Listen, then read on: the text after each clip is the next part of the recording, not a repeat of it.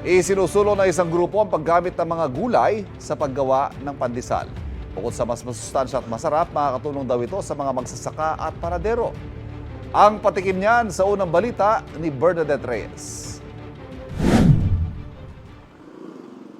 Saan nga ba masarap ipares ang paboritong agahan ng mga Pinoy na pandesal? Team may palaman ka ba? O team sausaw sa tsokolate o kape? Hindi na raw kailangan mamili para sa isang grupo ng mga panadero na isinusulong ang pandesal na hindi lang mura at masarap, masustansya pa.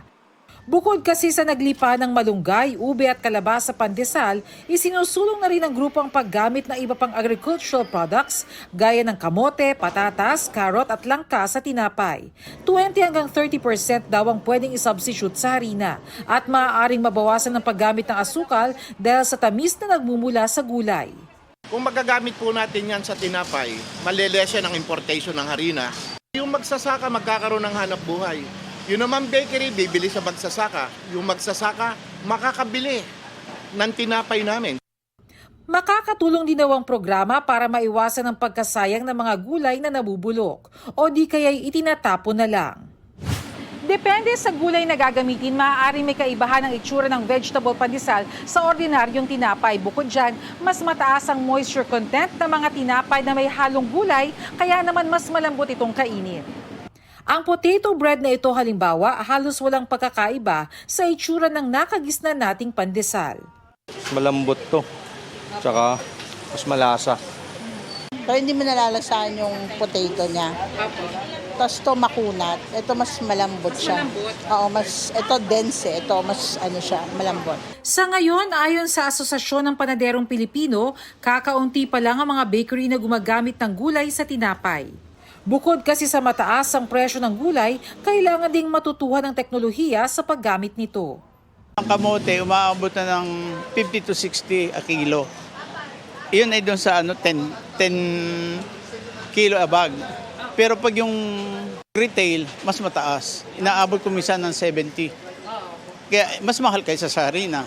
Sana tulungan kami na ituro sa industriya ng pagtitinapay ang paghahalo ng mga produktong ito at magkaroon ng batas ang ating pamahalaan upang ito ay gamitin ng mga panadero, tulungan sa pamamagitan ng subsidiya, murang gulay para naman mabili ang murang tinapay. Kung murang gulay at kung mura naman ang mga sangkap sa ginagamit namin, siyempre bababa ang tinapay. Ito ang unang balita, Bernadette Reyes para sa GMA Integrated News.